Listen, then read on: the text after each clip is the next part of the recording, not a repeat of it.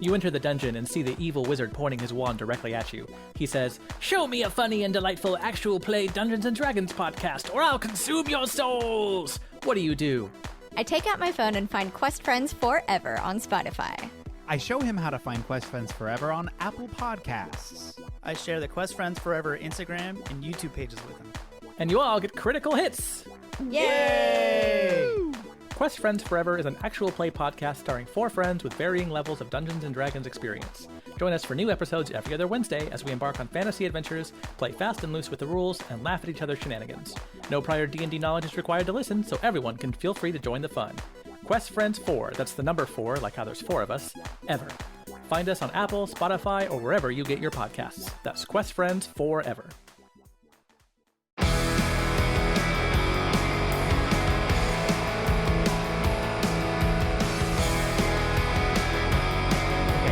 I'm rolling. Remember how What? I told you my dad wants to start a business? Yeah. Yeah. He just texts me and he goes, "Cannabis vending machines." I was Oh like, my I don't know what the God. legality of that is. I mean, but that's a great idea. Do you know what's so funny is that I texted my dad the other day and asked him if he was disappointed that I was born on 4/29 and not 4/20.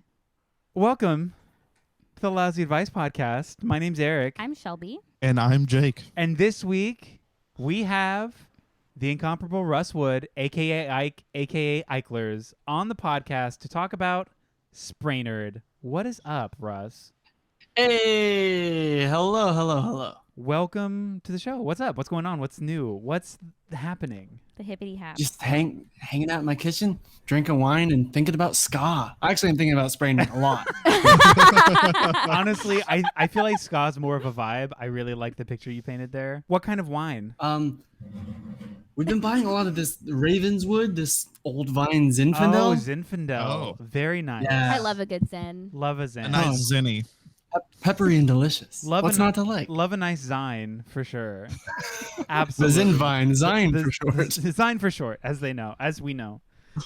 Cool. Well, I'm happy you're enjoying your wine. How's everybody feeling tonight? I'm feeling fabulous. Feeling fine, fantastic, and fruitful. For you listeners, it's a Monday night. But for us lousy advice podcasters, it is a Friday night. So we're feeling good. It's Friday night. Yeah.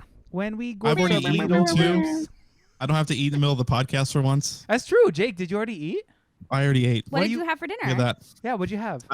Those fries that I get sometimes, the fries that it's like, it's the the French fry with the cheese and the chicken and the macaroni and cheese on, it's the, with the No. sauce all over it. The big, No, I don't fucking know. the big nacho fry.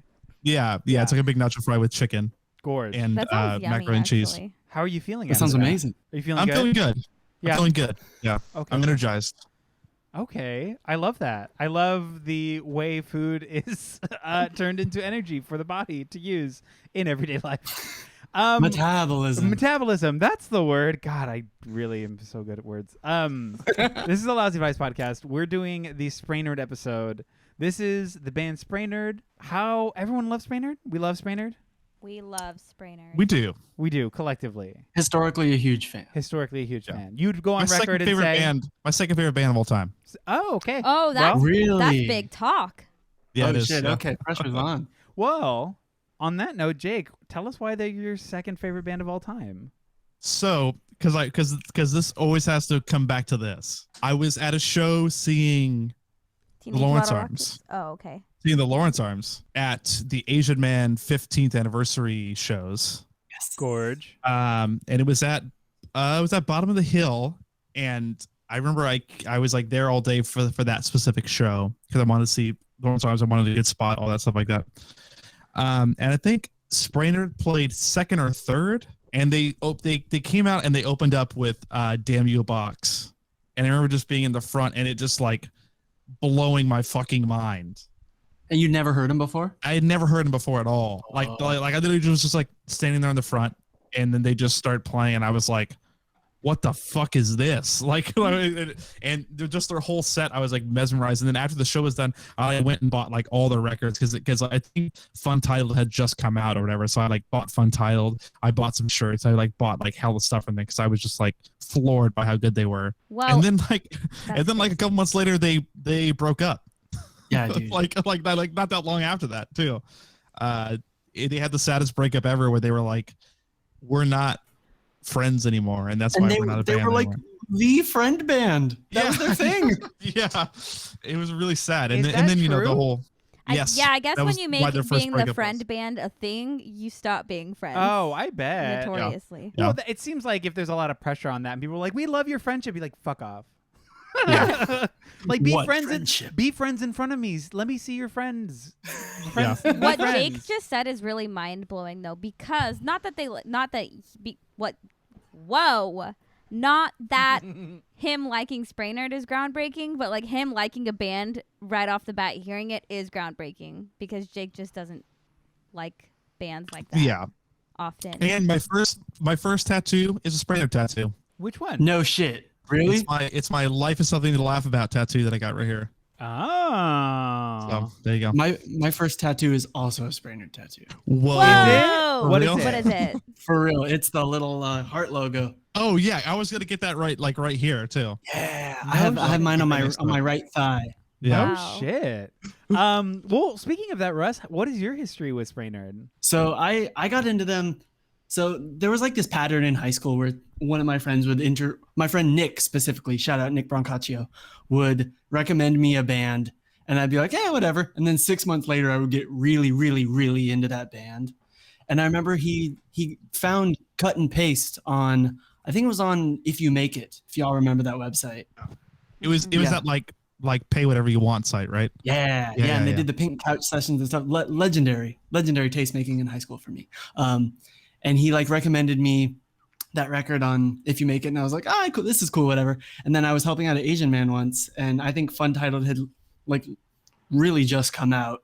And Mike was like, oh, you should check out this band. You really like Latterman. People say they sound just like Latterman. And I was like, we'll see about that. And then I took the Fun Titled CD home and I was like, this is the greatest thing I've ever heard. And then from there, huge fan. Yeah, it was amazing. And I saw them as many times as I could. So many vivid memories associated with the songs and growing up and becoming a person. Crazy. Wait, so what year did they break up? Like, It was like it was like right after X and Square came out. Hold on. I think it was 2013 Yeah, something that sounds about right. because Mark had quit the band and then they got that guy Jake to play bass. Yeah. And then they made that one record or oh my God, I can't even remember what it's called. Yeah, 2013 because X and Square was 2012, so that 2013 would make sense. Which was great for me because I hopped on board in 2014 Yeah. when that was done, which was very, very tough for me. so you were a postmortem. I was fan. postmortem, Yeah. but I cannot tell you how I heard of them. It was just that they were so relevant at the time that it was likely that just everybody around me was posting about them or talking about them. I'm also a big Joyce Manor fan, and those two bands, Yeah. there was a point in time, especially because they shared a drummer, were hand in hand. So, Yeah. I finally got to live out my dream partially at Fest when they reunited. That's so sick. Yeah, it was rough. I'm not gonna name names, but one of my friends was having a rough night during Spraynard, so I was like, I'm gonna be in the room while they're playing, and I was. You know what? I was You were so in the room you while were they were in the playing, room. and I even Meanwhile, enjoyed I was bruising my rib watching them play. I know. I could. You know what? Jake came up to me though, and I had just taken a shot, and he's like, "We're going to the front," and I was like, if you had seen the crowd there, I was like, I don't think I'm going to the front. So I watched a few songs from the back. I wish that I remembered more of that night. But unfortunately, it was Fest. But I do know I'm in the that. same boat. I'm in the same boat where I remember the show starting, and I remember like 2 songs in the middle, but I don't remember the rest of it You at probably all. Pretty smashed much. your head into the fucking stage or something. Probably, 'Cause yeah. you And I were also up was very there. drunk. Yeah. I just remember being so nervous though because the group that I was with, I was hanging out with like the get married people, and we ended up in this random fucking hotel room with some random person. I don't know, but I was like standing in the corner like just kind of quietly being like, fuck, I'm gonna miss Spraynard. And Jake Margot comes up to me and he's like, we're gonna leave right now and we're not gonna miss Spraynard. And literally love Jake. somehow rallied so hard, got everybody the fuck out of there and got us there just in time, like right before the doors closed off for like being at capacity. No shit. It was so scary to me. Yeah, I would be so anxious. I've been in that situation at like a fest because I've never been to fest. I'm really excited to go. Shout out fest. But I've been in those situations too where it's like, I literally came here for this. This is the one thing I need to do. Spraynard was the reason I bought the fest ticket. Yeah. So I was like, you know what? Jake's going. I'm buying a ticket. I'm just going to make this happen because Spraynard was playing. So it was life-changing. Thanks, Spraynard. I love that. I also have to attribute them for like introducing me to a lot of other bands that I love because they're involved in this like scene up there in Pennsylvania, like in the Lehigh Valley. And there's all these great bands that, because they released a bunch of stuff on this label called Square of Opposition. I'm wearing the Square of Opposition. Yeah, baby. Shirt right now. and they just, there's so many bands that were on that label and through that scene that I just fell in love with because of them. Like they're the link to that, like Crybaby and Casual and like all these other bands. And then all those bands ended up forming Big Nothing, which is the weirdest thing ever. And they're so good. Yeah, and they're so good, and it's just this weird like lineage of like following all these people through all this different stuff that just is like I can like trace back to them. This is the Lousy Vice podcast, aka Toon Draft, kind of, sort of. Yeah. Toon Draft. It's the name of the game. A game in which members of Lousy Advice and guests will competitively collaborate to create artist or genre-centric best of lists. My name's Eric. I'm going to be your draft commissioner. What's up, everybody? And creating tonight's lists will be Jake, Shelby, and Russ. So what we're going to do is essentially go over a little trivia round. That'll dictate the order of picking. And so we're treating this like a little fantasy football deal. You've listened, so you know what's going on. Let me go over the drafting positions. I always get bad. I'm so bad at reading off of this thing. I'm so sorry. One person will be drafting positions 11, 10, 6, and 3, which is the worst placement, but you get a lot of picks. And you receive a veto override on top of your veto, meaning you can veto a veto as well as veto. Whoa. On top of that, next... the second placement is 9, 8, 5, and 2. It's a good amount of choices. Middle of the list, you get kind of high there with the number 2 placement, and you will be getting a veto as well. The last placement is 7, 4, and 1. You only get 3 picks, but you get the number 1 slot, which is kind of like a high honor, especially on a list where it is canon. Spraynard themselves could not change this list. It is forever known, forever will be the best of Spraynard. Locked in. Yeah. Sorry about it, y'all. Yeah. That's pretty much the deal. Do we have any questions before we start trivia? No, but it's crazy that this is canon because I feel like genuinely we're probably going to have a lot of first-time listeners on here, and I'm not sure that we're going to make them happy. Ooh. But you know what? Hang tight. Yeah, I'm not sure either because we'll see what's going to happen. Yeah. I'm very stressed. I hope we get some hate mail. That'll be fun. You know what? I do like getting hate mail. I do love it. It's really fun. Like on the Green Day episode, the Green Day is probably the most hate mail we got. Yeah, but I mean, I swear at least like every so often the same person will message me and be like, hey, this episode was great. By the way, your opinion on this band, and this band sucks. And I don't know this person. And you know who you are. Strangers of the internet, thank you for berating us for our opinions. But I kind of love it, so keep on doing it. Same. I'm into it. It's good attention. Cool. We're going to go into the trivia round. 2 rules before we do the trivia. One is the Alex Trebek Memorial Rule, which is I must finish the question before anyone can answer. And the second rule is the Lord Bullington Rule, meaning only one wrong guess before everyone answers. I'm dying to hear this trivia. I'm dying to hear what the fuck he came up with. It's nothing crazy. I'm scared. These questions are usually wild. It's truly nothing crazy. Don't even, like... I was expecting Tim and Eric related since that's where the name came from. Fuck, that's exactly what I was thinking. Well, get ready to be wrong. You guys are like scaring me. They're scaring me. They're freaking me out. Their energy is too similar. I feel like. Also, they both have like the long hair, except for one of them is blonde. It feels like they're gonna come for me. The vibes are too synchronized. Yeah. Yeah. Gorgeous. So to buzz in for this, all you got to do is say your name. I will be biased, so whatever I hear first goes. And if I don't hear it first and pick something else, it doesn't matter. Are you guys ready? Yes. Yeah. Okay. This is Spraynard trivia. First question. What happens when you roll your ankle? Shelby. You sprain it. That's correct. Shelby my God. gets it Fucking right. Ooh, Shelby, what would you like? Oh, I'm taking the number 1 position. Absolutely. 100%. Perfect. That's what I'm doing. 7. Jake, it's going to be fine. Jake looks shook.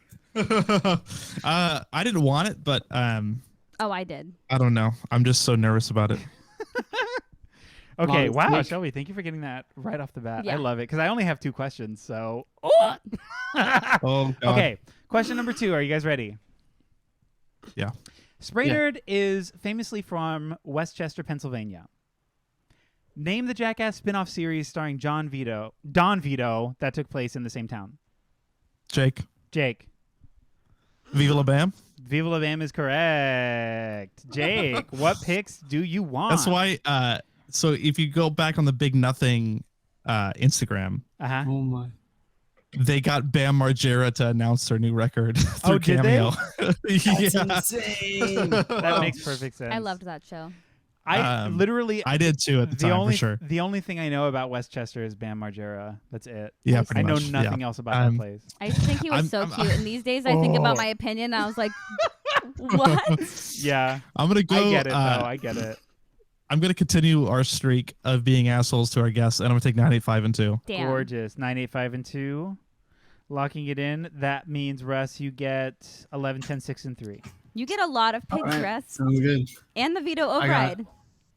So if Jake vetoes And me and you don't this- like that he vetoed me, you can say, you know what, Jake, I think you're wrong. And Shelby's right. And people say that There's sometimes. only Sounds good. Shelby and I only have 1 veto too, because Yeah. the last episode we there was lost like him. 15 vetoes deployed by everybody. So Yeah, That was madness. that was the That was most the vetoes- Menzingers one, right? It Yeah. was, yeah. That was the most Yeah, that amount of vetoes episode. ever given in an episode. The Don veto, if you will.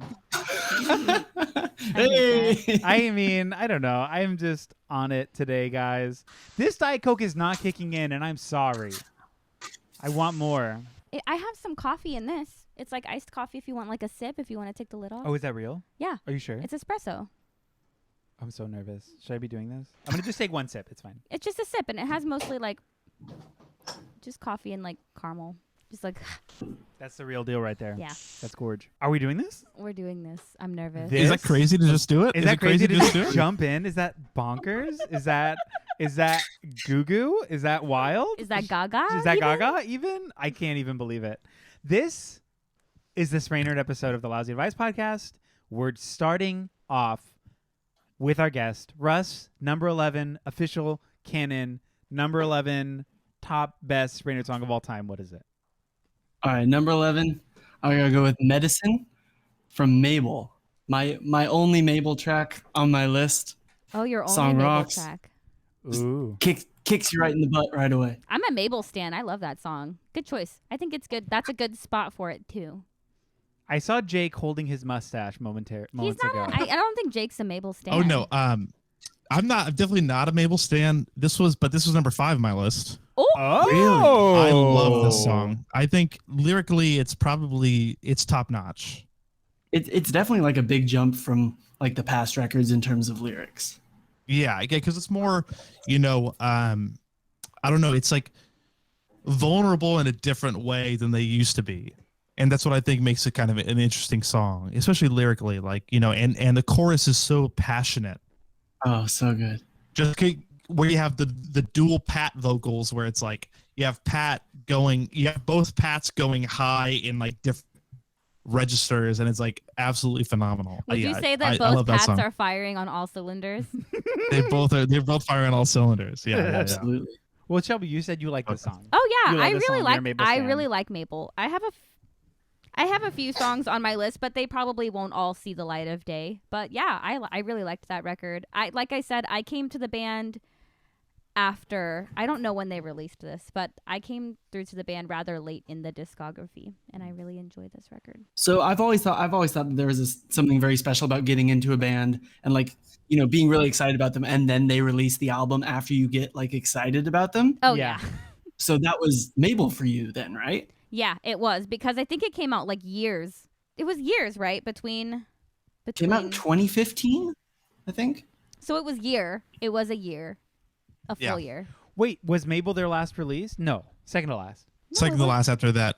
Yeah, because the Hold last on. things that 2 songs that split with Violent Soho. Oh, Yeah, see, I'm that's the only last thing. thinking. I'm only thinking in the full length Yeah. life.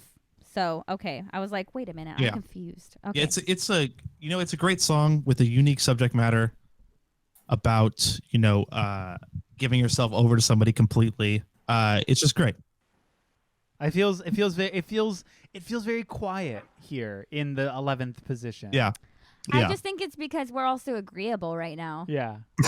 We're gonna Yeah, definitely. see, and I just want drama. I know nothing about this. I just want you guys to fight. Okay. I guess that means we're locking in Medicine at number 11. Is Yeah. everybody going once, It's a going great twice? start. It's a great start. Yeah, it's just sitting there chilling. Sold for 11. Get ready to write some titles, Eric, Yeah. I'm ready. I'm ready. I That warmed was- up- because I don't know warmed if up you my wrist. glanced at their discography. Wait, let me see real quick.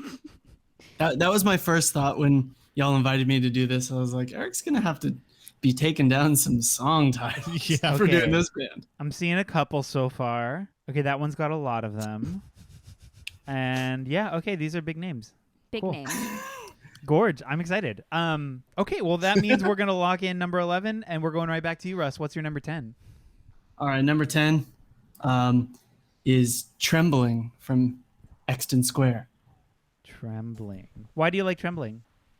It's honestly deals with subject matter that they did not touch upon to that point, which is sexual assault. And I just feel like Oh, wow. the imagery they use is so good, and just all the action words, and what a hook. What a fucking hook in that one. But I think number 10 is a good spot for it because it just doesn't match up nostalgically with the rest of their shit for me. How do you feel about that, Shelby? I mean, I told Jake this earlier. I'm gonna be hard fucking pressed to veto any of these songs. You're gonna be a juicery. Genuinely, like it's possible. I'm not making any promises, but it's possible I'm not gonna veto. This song didn't make my list, but it is a Ooh. good song. So I'm definitely fine with that. Jake, your Gorge. thoughts? Oh, this is a fantastic song. And you really liked this. Exton Square is my favorite Spraynard release. I was gonna say you I said just think earlier. it's just absolute perfection. And yeah, the lyrics to this song once again are just absolutely phenomenal. There's the part where he's like, you may find it hard to believe, but you're more than what he did to you that night. And then the part where it just does the pause and it does the you're beautiful, don't let them tell you otherwise, and it's just it's like next level stuff. It's so And just that good. little rolling drum fill back Oh into the yeah, chorus. yeah, where it just builds Oh, my up. goodness. Yeah, oh my god, it's so good. And I have to say too, because we didn't mention this, Pat as a drummer is absolutely phenomenal. Yeah. Holy shit. no Especially for kidding. his setup, he uses He uses bass drum, floor tom, snare, hi hat, and ride, and that's it. That's the- all he uses. But he's somehow the most creative drummer I've probably ever seen with that setup. It's insane. I love that. It Jake, is you like are speaking next my level. language right now, man. My thoughts Thank you. exactly. He's Yeah, only it's using next what level. he needs to use. Yeah, I mean, And- Yeah. that's pretty sick. It's cool. I remember oh, sorry. No, go I was ahead. gonna say he's not the same drummer from Cloud Nothings, is he? No, God no. Okay. He's the drummer in Joyce Manor now. Oh, okay. Because the one time I did see Cloud Nothings, their drummer had that exact same setup, and I remember being like, "Holy shit!" Because Yeah, that dude's wild too. he's just he's insane. But again, it's floor tom kick, snare, hi hat, ride. Yeah. Nothing else. And I'm Drums like, go bang One time bang. I saw him. One time I saw Pat drum for Iron Sheik like that, and it was insane. Whoa. It was so good. I remember at one. So Kill the Bats was lucky enough to play. I used to play guitar in that band, Kill the Bats. I think we opened for Spraynard once, which was like my absolute dream come true. And I had like gotten everyone really into the band, especially our drummer Willem. And I remember his mouth was open the entire time watching Pat play drums. It's And afterwards, he was like, "That's it. That's all he uses, and he plays that kind of stuff." And I was like, "Dude, right? It's fucking crazy." Dude, it's insane. I He's like have next known, level. I have seen your face, Russ, so far back into my memories, and I never really knew you until this year. That's crazy. Yeah, Because wild, I have right? been to Kill the Bat, to a Kill the Bat To a show, Kill- actually. I have. 'Cause I didn't have a car, and I was I have in Sacramento. arrived to kill a bat. That's insane. That just clicked in my little tiny noggin. Sorry. Wow, full circle. We love Everything comes full circle. we love a full scene moment, actually. Yeah. Yeah. Oh, also one thing about that song, I like that song, but it didn't make my list because it can be triggering at times to some people. I'm I can sure. imagine. Oh So yeah. that's why it didn't absolutely, make yeah. my list, but it's a fucking incredible song. And if you want to just listen to it and be overwhelmed and cry for a minute, 10 out of 10. Are we Yeah. locking that in? Yeah. 10 out of 10 at number 10. 10 out of 10 at number 10, Trembling. Also, I just realized Medicine was my number 11 as well. Ooh. Oh, I synchronicity. thought it was 10, and then I looked and I was like, oh, no, that's It's my last. number 5. I'm surprised it wasn't higher on everybody's list. That song is Wow. great. It is great. So I do want to just, for the record, say this might be like the cleanest from beginning into the game that we've done. It Yeah. feels very like smooth. The vibes are impeccable right The now. vibes are like Yeah, the vibes are impeccable. Yeah, there's no. It This is seems, smooth as sea. this seems like the polar opposite from how y'all started the Menzingers episode. Yeah, It fully is. Which is just It boom, fully is. clash right away. It could not have Just been more for different. the rest of the time. Yeah, 100%. Okay, well then let me not ruin the vibe with calling attention to it. Jake, you're on number 9. What's your number 9? So for number 9, we were just talking about the orders of their releases, Okay. and specifically what their last release was. And it was a little split with Violent Soho. So at number 9, I'm going to put Backroads. Veto. I would. Oh, yes, Whoa. yes. Back Okay. I hope you're vetoing Okay. for a very good reason and not a very bad I'm into one. that.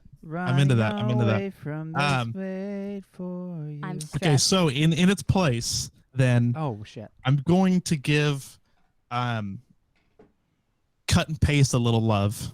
Because I feel like I love feel arts like and it may not crafts. get much love otherwise. Love arts and crafts. Because it's very overshadowed by what came after. You're right. But for the love, I'm going to give it to the last song on the record, which is Damn Julie Damn. Oh. I feel like in my heart I knew this is what you were about to choose.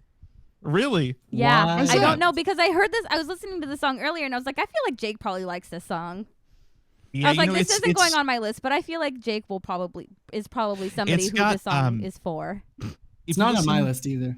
If you listen to songs that I've written or helped write, it has that same vibe, because the ending of it, the as the lights go down part, it's very round trip. It's very songs on our new record. There's a couple songs that have that same vibe where at the end everything kind of comes down and it's meant to be like, it builds up to like the same lines over and over again. It's a really good album closer. Yeah. And it's like a great closing. We talk about doing a closing songs list, and this would probably make my list. That's how much I love this song. That's a really fun idea. And it's really that moment to me that makes the song what it is. Because the rest of it's really impressive. In fact, I wish I could put more from Cut and Paste on this list, but it's like picking degrees of what's good and what's not good. For sure. I mean, you could argue that you're cutting and pasting, right? Yeah, I'm maybe Hey. cutting and pasting this list. But yeah, it's just this song is so fun because it just lyrically it reminds me of being in those middle to late teens and just kind of like being with your friends, playing music, doing stuff. Like there's a lot of start with with basements and acoustic guitars and parking lots and stuff like that, where it's like it's like I like that. It's putting off this vibe that is like, that period of time. It's got big suburbs energy. Yeah, it's got that big suburb energy, which as a fan of Wonder Years, Eric can appreciate. Oh yeah. It's that same energy where it's like, it's a little less on the negative side and more of like the uplifting, like we're here to party side. It's less Wonder Years, more Bong Mountain. Oh, for the okay. Bible Oh, song. whoa. Yeah. I haven't heard that name in years. Yeah. I have a question for you, Jake. Does yeah. Donnie love Spraynard too? Yes. Okay, so I introduced him to Spraynard. I'm not gonna spoil it because I'm gonna tell you a song that made me think of Lightweight when I was making my list. But I was Okay. like listening through again, and actually like because when you're listening for the pod, you're listening with intention. I was like, no fucking wonder Lightweight sounds like this. No fucking wonder there's at so all many in the songs. world. There's so many things that we've stolen from this band for sure. I was and like, Crybaby this is- and like all day. Yeah, I was like, bands. this makes sense to me. in a really 'Cause comforting way. not to get off topic, but we're trying to throw out the same friend vibe all the time too. Right, and you do. That's our thing, you know. But we'll never not be friends because we've been friends for fucking almost 20 years at this point. So Amazing. Yeah, since you guys are babies. yeah, Little kid. pretty much. Little babes. Little babes. Amazing. That reminds me, there was a point at towards the beginning of Kill the Bats when I was obsessed with Spraynard, where Jake Margo declared the power to veto any of my ideas as being too Spraynardy. Like I would write guitar parts and bring them to the band, and if him and Eddie were like, that sounds too much like Spraynard, they could veto it. Wow. And Well, you know it did what? happen quite a bit. Jake's not on this episode, so he can't veto a goddamn thing. Yeah. Okay, we're done with that. That's in my Okay. ears. Damn Julie Damn. I was gonna say Damn Julie Damn. Yes. I mean, I'm sure. Damn that's right. Julie Damn. Damn Julie Damn is locking it in at number 9. You know what that means? What does that mean? We're at number 8. What does Jake. that mean? Okay. Pick So, it the F up. This next song is my number 4. Okay, Gorge. And I'm always, I'm always playing this by just assuming that nobody else is going to play any of these songs. So I want to put it on. I want to get it on the list in general. Okay. And it is the first song they recorded back as a band after the breakup, after the infamous breakup in 2013. The one. Wait, how many vetoes do we get? It is One. Ooh. One. It is the song off of the only new song off of the Mark, Tom, and Patrick show. I forgot they called the record that. Yeah, that's great. Jake, it better be the fucking one. It better be the one, because we can't have 2 from this record on our list. We can't do it. It is Internet Maymays. Veto. Yes, thank you, Shelby. I already have one for that record, and it's the one that I think is like the only one that should be on this list. So you'll see. TBH, most of my list is from that record. Yeah. It's Well, all I only EPs. have What are you one talking veto. about? No, I Oh, okay. That So- song's going higher up. That's fine. That song's going higher and that's up. okay. That's okay, Jake. It's okay. Because that song is too good to You know not what? be on And this it's list. okay because you did me a favor earlier. Well, actually, someone else did, so it's fine. I'm coming to terms with it. But Okay. for now, it made me feel good to veto it, and that just So came I'm out of my gonna go soul. Wait, Jesus. before That we just came do out of my that, soul. can somebody explain to me what this album is? It's a compilation album with one new song Of stuff they'd previously released. of EPs. Yeah, it's like an EP compilation. but of And it's all got a live recording and a parody of a Spraynard song Yeah, by Everyone yeah. Everywhere, where they tried to write a Spraynard song. It's really Yeah. funny. Well, it's until the next time with weird lyrics. Oh, that's right. Yeah, about Yeah, friends and be Yeah. positive. huh. Which that's until the next time almost made my list. But That sounds so good. it's great. Okay, Jake. Damn it, Shelby, you're putting me in a tough spot. I'm sorry. It's all right to tell me what you think about it. I'll try not to argue. I'm trying to choose between Oh, two that were on my list. 2 songs that are on Fun Titled. I'm trying to pick between the 2 of them. Pick that one. I'm gonna go with probably the underdog of the 2, which is the second to last song on the record, "Not Good Enough, Gary." Oh, I love that song. That's Yeah, a heater. it's a great little emotional ditty that is Is that primarily sung by Pat the drummer, and it's got such a cool weird vibe to it because it does this weird thing where it kind of just builds up. It does that great thing where it builds up to nothing that I love. Where it like does this thing where it's building, and then it just drops completely, and it kind of it's weird because it goes up and then it stays at that consistent tone the entire time, that consistent kind of laid back tone. And it's got that really weird ending where it's just like notes and Just people symbols, talking. and there's just people talking in the background, like they went into the booth and were like, okay, everybody just talk. And then they like put that underneath it, and it's just got this weird vibe. And I love I'm gonna say it's about almost all these songs, but I love the lyrics.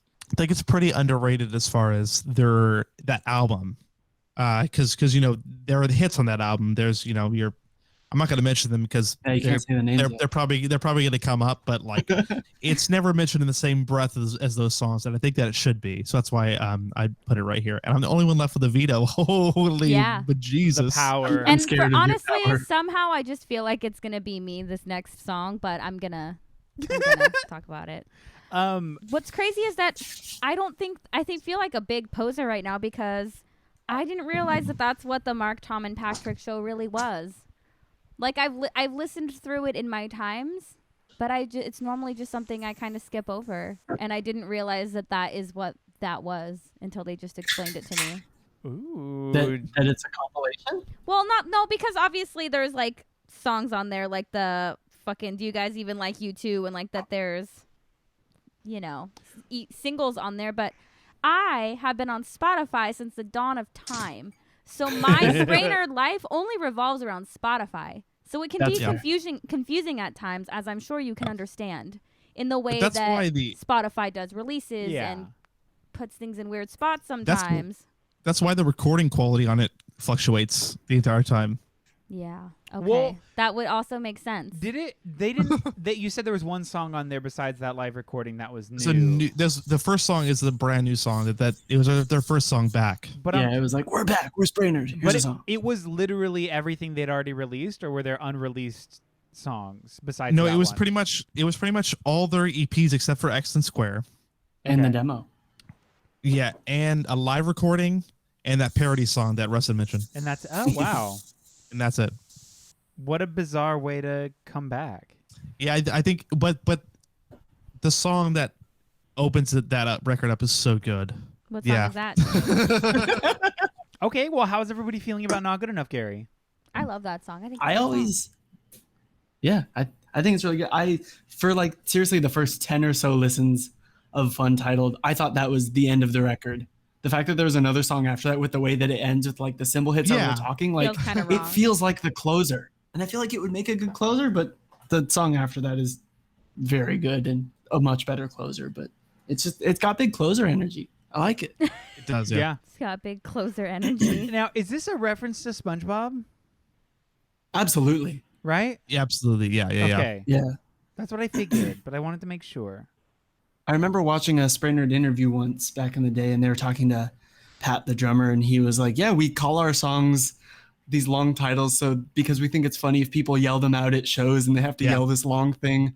And also, if you like get the reference, then chances are we can have a conversation with you and be friends. And I was like, that's amazing. So I'm like, go ahead. So my favorite song title and the one that they shout out in that interview is Are You Ladies Familiar with the Work of Zach and Cody? That's the one where they're like, if people have to shout that out, that's going to be the dumbest thing ever.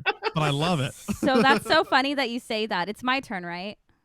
Yeah. It's my turn. I know it's going to happen. I'm kind of hoping that what I think is going to happen, it does happen. But that's funny that Jake said that because that's actually my the song that I'm playing at number 7.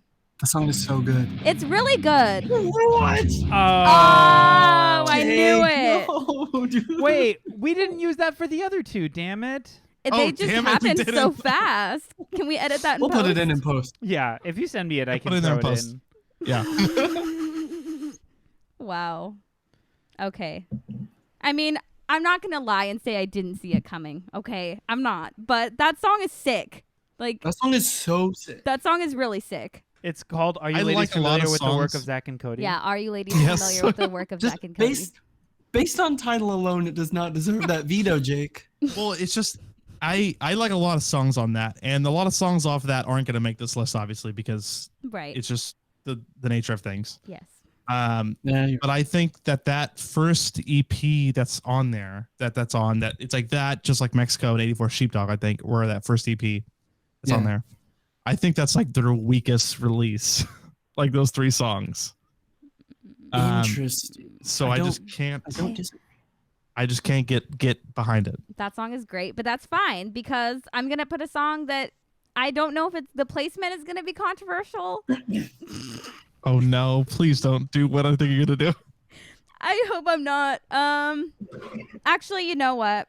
I'm going to wait. I'm going to put Buried in its spot, which is on Mabel. Arguably one of the best songs on that record.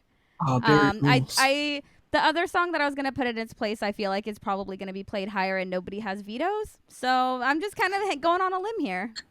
Yeah, you guys really exhausted the vetoes before even the top We're six. rocking veto lists from now on. Wow. Yeah, Everything's in its place from now on. Honestly, I'm really happy I brought that up right before the chaos happened. Like, remember when I said that right before we got the first veto, and there have been a veto on every position? Look at me. I am the harbinger How of death. happy you are. I love just it. Bathing in the chaos. It's so good. I love I it. just want to get, we just want this list to be the best it can be. We do. And I think that Buried is a good spot. And I think that if it's going to be on this list, that's probably a good spot for it. And I stand by that. And nobody can tell me otherwise because you can't veto me. Because we literally can't. Well, you can tell me otherwise, but you can't do anything about it. Yeah. Now sure. tell me. Now tell me, Jake. Tell me otherwise. Straight up, now It tell me. It didn't make my list. Yeah. Did or Like didn't? most, it didn't. Like I said, Medicine's the only song that made my list off this record. Yeah. same. Because I feel really strongly about it. This song is fine. I like it's fun lyrically. I like the music video I don't remember. at the rec. It's at the rec center that Pat owns and runs. Oh shit! Is where they I filmed it at. used to know what that's called. They all worked there. Yeah. Right? And Really? It's like him. It's like him like cleaning it in slow motion, or lived him the like cleaning coolest it in regular motion while there's like a bunch of like slow motion shit happening around him and stuff like that. It's fun. I like seeing them play this song too. It's a fun song to see live, but it just didn't make my list. Yeah. I think I mentioned this earlier, not in the pod, but just on the side, that I feel like my list is probably pretty basic.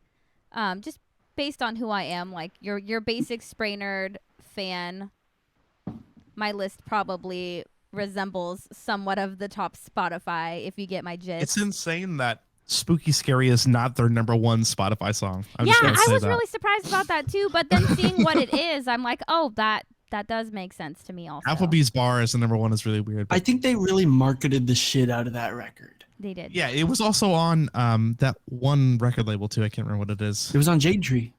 Yeah, it was on Jade Tree. It Right. says Epitaph on Spotify, which is bizarre, but it was on Jade Epitaph Tree for bought sure. all of Jade Tree's releases Oh, okay, that's a why. few Yeah, years yeah. ago. Oh, yeah. no shit. Damn. Which is wild. So the Epitaph owns like the Promise Ring and stuff now, which is and Joan of Arc, which is strange. Yeah, that's bizarre. We love big money. We Yeah. love big Love money. big money. Big money moves on the part of Epitaph. Falling in Reverse and Promise Ring are standing shoulder to shoulder. They're bros. Honestly, splitting image. Well, gorgeous. What a very niche podcast we're running right now. That is. I know. Yeah. We're trying to hit big audiences. It's like, oh my gosh, no. what was Russ's thoughts on the song? Oh yeah, what do you think It's- about it? I honestly pretty much the same as Jake. Medicine was the only one from Mabel that made my list. I think the record's good. It's just not a Spraynard record to me. I think Medicine is the one that transcends it. Buried is good. Buried's got a fun hook, like Jake said, fun music video, but it's not quintessential Spraynard to me. Yeah, I'll say this about Mabel, and everybody can agree or disagree with this, but the record is written in such a straightforward way that the other records aren't. Yes. Like musically, I think it's so like it's like really like pretty straightforward in all the song structure, as opposed to like previous records where you get stuff that's a little strange or like musical breaks that are a little interesting. It just is a little more in a way that's like simpler, straightforward kind of thing. Absolutely. So Yeah, and I'm I gonna- think I'm going to give a Go counter ahead, Chel. opinion really quick. I'm so sorry to interrupt, but I don't want No, to it's lose cool. this thought. So I look at Mabel the same way that I look at Dear You by Jawbreaker, in that, is it the best record? Does it have all of the best songs or whatever? No, but it has the best production, I think. I also think that it's the cleanest, and it sounds like the one that they put probably the most work into writing, probably knowing it would be their last, whatever. But I don't know. That just really stands out to me. Also, just as somebody who loves those simple song structures, yay me.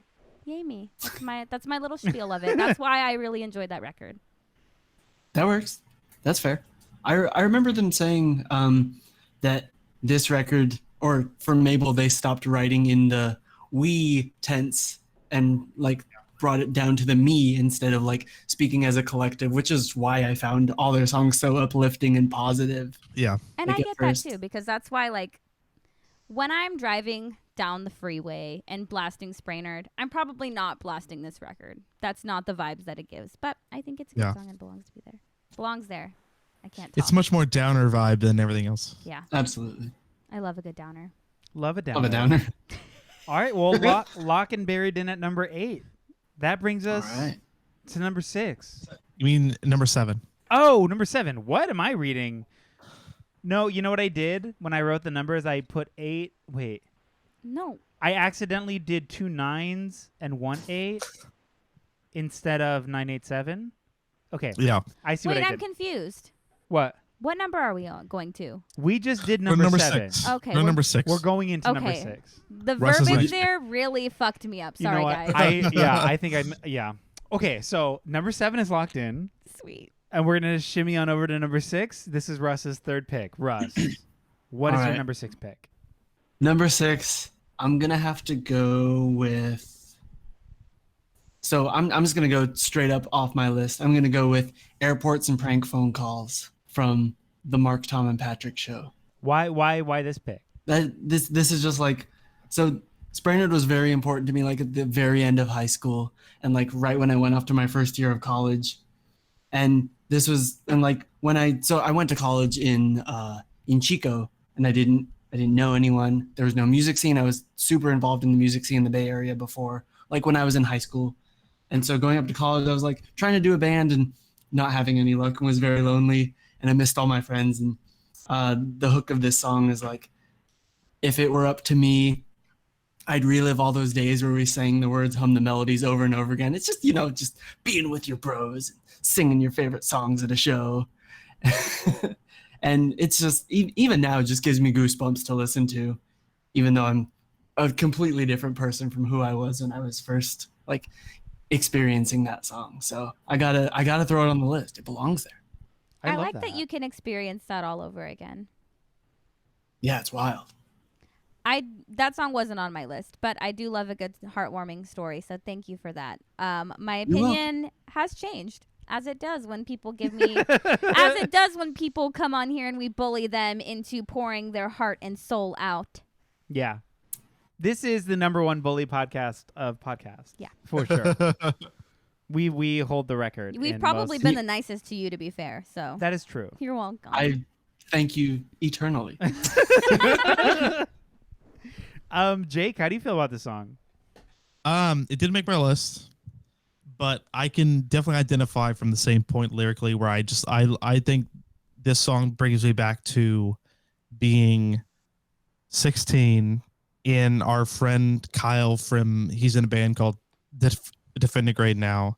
Him and Cody are brothers, being in their basement, and we're just jamming to no end, and we're playing Against Me songs, we're playing Defiance Ohio songs, and just all of us just singing all these songs. It just brings me back to that moment of like that experience, and then those days, and that's what's so strong about this song. It's because the recording quality of the song is not great, but just lyrically, it's just so great. Yeah, and dude, the part where he like flips the hook and goes, but it's not up to me. Yeah. So I'll relive those days. I'm getting goosebumps just like singing it right now. Yeah, That's fun. yeah. It's so good. It gives you that feeling. If you had done that, it just gives you that experience. Absolutely. And that's why I love it. Yeah, it just brings you back to that moment. Like it brings me back to just playing Pints of Guinness Will Make You Strong in that basement and singing their faces, and us just being just like rocking hardcore and just loving it so much. That's so sick. I love that. Yeah, that was really sweet to listen to, actually. Yeah. Big growing up vibes. Big growing up vibes. Big youth energy, Big youth energy, yeah, as they say. as they say. Cool. So we're all in agreement. This says Yeah, and we have no we no don't vetoes. we have We have no no vetoes. vetoes, so we Oh, so we're we have just- to be in We're agreement. just chatting right now. Oh, gorge. We're just okay. chatting as we do on podcasts. He's got to lock in. I love that. Okay. Well, then this is officially locked in. Can and we all have yeah. one more veto, Commissioner? No. No. Okay, fine. No, I you mean, considered it though. You looked a little I did chaotic. because I kind of want to. You know what? I was kidding. I'm gonna I think. think Eric just wants more drama. I'm He gonna. does. I'm gonna Yeah, Eric's- think. I'm gonna think about it momentarily while we do a brief. While we do the intermission. halfway point. Yeah. While we let Russ, aka Ike, Well, aka while- Eichlers, for- tell us about all the While stuff we he's do got the going on. Hey Russ, Hey, is there anything you want to plug? yeah, absolutely. What would you like to plug? Go off. Plug. Yeah, so I make music under the name Eichlers. I have a tape out. I released an album late last year. It's called I May Be Cute, But I'm Dumb as Fuck. I have some tapes available. Sorry, that's great. No, I agree. Thank you. I have some tapes available through the wonderful folks at Honey TV. And I am currently in the process. I just finished up recording vocals for the last song on my upcoming hyper ska / trap rock steady LP.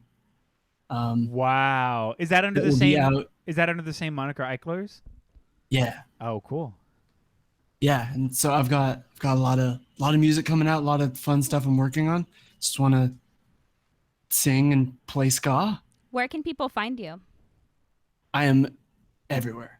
I'm mostly on Instagram. All my music is on Apple, Spotify, yada yada. EICHLERS.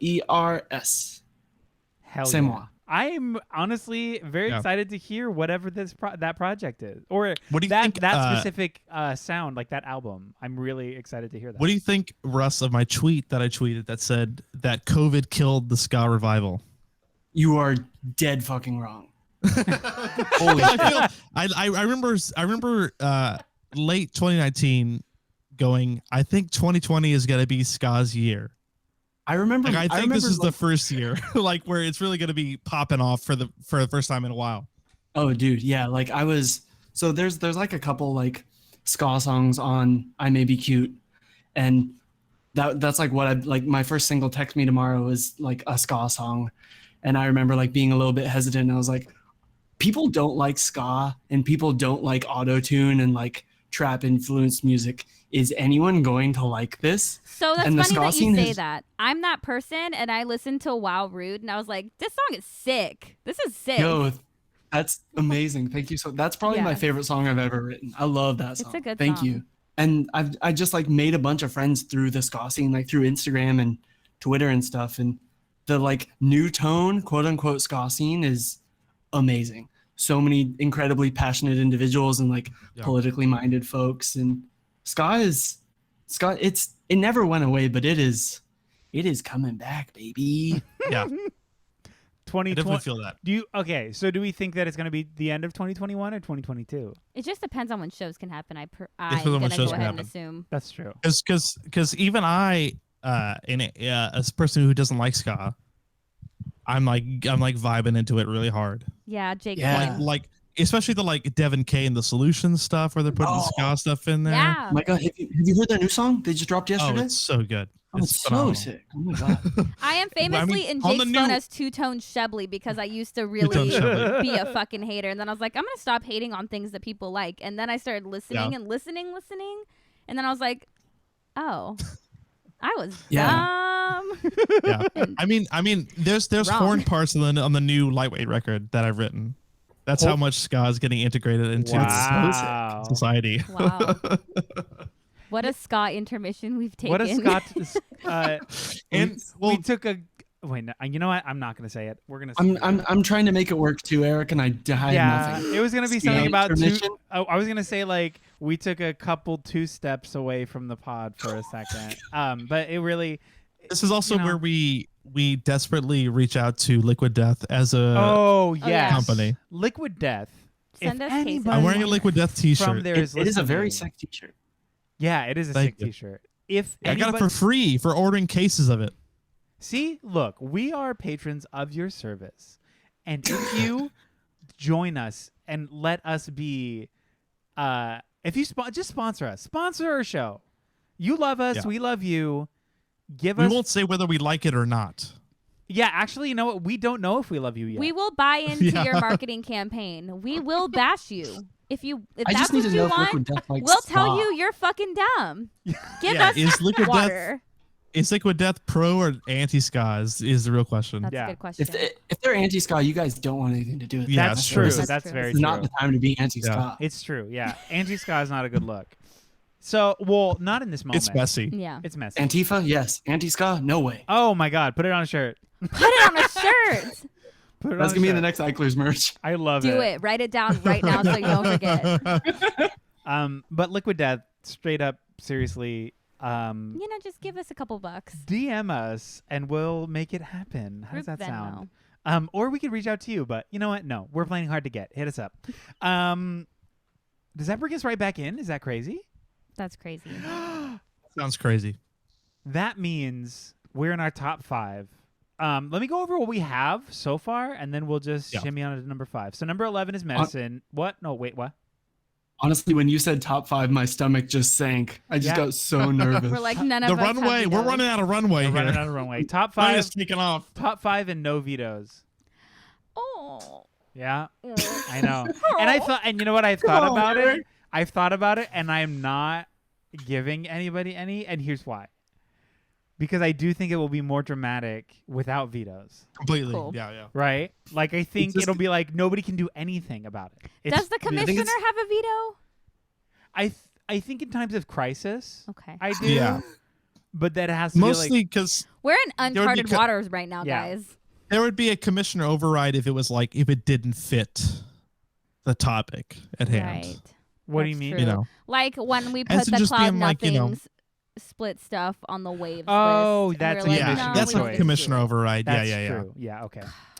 All right. Well, then, number 11 is Medicine. Number 10, Trembling. Number 9 is Damn, Julie, Damn. Number 8 is Not Good Enough, Gary. Number 7 is Buried. Number 6 is Airports and Prank Phone Calls. Jake, it's number 5. What are you doing? I'm in such a weird position because I want to play the song that got vetoed, but Okay. I'm also in a weird position where there's only one song off a fun title off this list on this list so far, That's and fun. that is Bizarre. And there could be more. Uh, That's one fuck point. titled. It's fuck titled. title.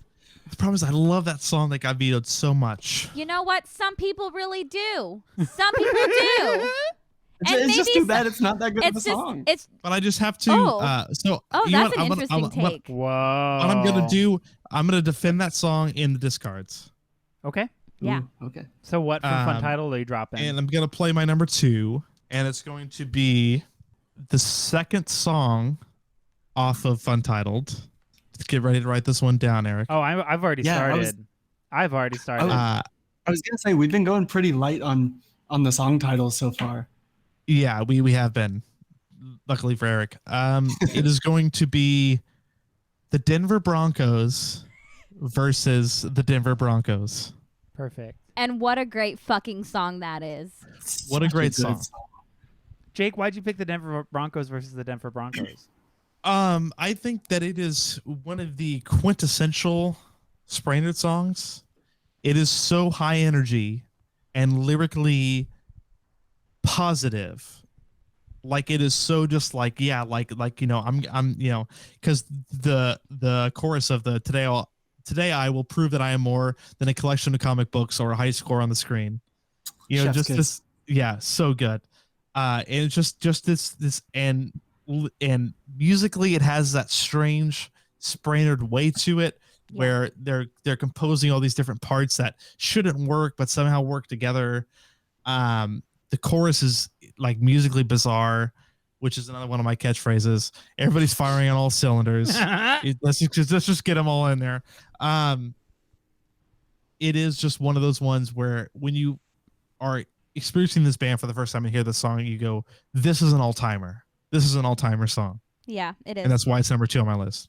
And honestly, like number 2 position on the record is just like for me that's like the spot when you're like Interesting. sequencing an album. That's like Wow. well, because you have your first song, that's whatever, but like I agree, the second though. song is where you should kick it into gear, right? Yeah. Yeah. Yeah. I mean, I always feel like song number 4 is like the single, the hit on a record. Interesting. I can see that. See, Yeah. I think the first song is the Well, it's Eric, it's to I bring want- you in. Why did we place Lonely Nights at number 2? because it kicks things into gear. Yes. Yeah. It's a very specific thing. No. It's a really real thing, and I feel like sometimes bands will put a snoozer in that spot, and it can really fuck up my flow when I'm listening to an album. I really think you're right. That's a really important. It's a really important spot. Yeah, you're right. Because if you think about it, Lightweight's number 2 song is Round Trip on our record. Exactly. A fucking And that's the one that's supposed to hook you into the bit. So it makes sense. Fucking Razor. But I intentionally put Homesteader as number 4 on the record because I'm like, this is the banger on the record. So this needs to be number 4. I can't wait to draft Lightweight songs. Because I sequenced the record. So I was like, this is the banger. So number 4 is always the banger. Facts. Yeah, we don't have vetoes. It's the number. It's there. It's the number. It's what it is. Russ, how do you feel about the song, Russ?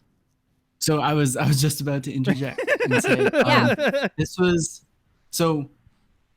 When I got my first iPhone, I wanted to make a song my ringtone, and Spraynard was my favorite band. So the intro to this song was my ringtone for probably 3 years. That's a long time to hold that real estate. That's impressive. From 2011 to probably 2014, this was my ringtone when someone called me. And even now, just listening to the record again, to do this podcast, the song starts and there's still a little part of me that's like, shit, you got to pick up the phone.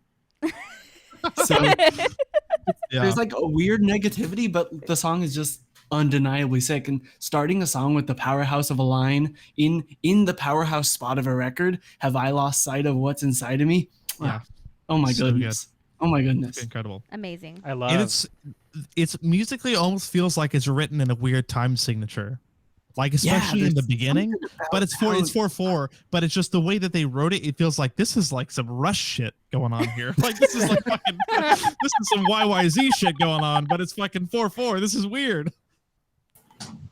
Drummer brain. I wish I knew what he was talking about. I don't know. That's great. Well, Gorge. We're all happy. We're all hyped. We're all feeling it. We have to be. We're feeling it. We have no choice. choice. You know what? Eric wouldn't give us more vetoes. It's true. You know what? He wouldn't. What an asshole. My God. We'll Okay. just call him Danny No Vetoes. Danny No Vetoes. Yeah, Uncle No Vetoes. I love it. Number 5 is locked in. It has to be. Number 4, Shelby. I'm coming back. I'm so sorry. I'm coming home. I'm coming so home. sorry. So sorry. So this song was the first song that was vetoed on our list. It happens to be my number 2 favorite Spraynard song, and it is Backroads. Backroads. I needed it to come back. Yeah, I needed it to come back a little higher. Backroads because it's so good, Russ. Why not? Both of those songs are trash. They're not. State your case because you didn't state it earlier. State your case on why you had vetoed it, and just tell me about it. Tell me how you feel. Because I am trash, and trash recognize trash. Not always, because I never recognize myself. So, aw. You're constantly wearing camo. Camo recognize camo, or does it? So those 2 songs came out way after me being obsessed with Spraynard. That's why I said at the top of the pod, historically they've been a huge band for me. By the time they released those songs, I was well out of my obsession. So they probably haven't gotten the amount of spins that they haven't nearly got the amount of spins that the other songs have. So it'd be like that. It'd be like that when you're making a best of list and you're like, no. I get where you're coming from. Unfortunately, there's no vetoes left. I love this song very much. It's my number 2. And maybe it is because I came into loving them later in their time that like I said, I don't think that there's any Spraynard that I hate or even really dislike. There's just Spraynard that I would be like, I wouldn't put this on the best of list, but I think that this deserves to be here. I'm coming to defend Jake's honor, and me and Jake don't have synergy very often, so this is a big deal, guys. I guess I gotta respect that. That rules. I love this song. Yes. It was my number 7. It lyrically to me just is so up there as one of their top things that they've done. Mm-hmm.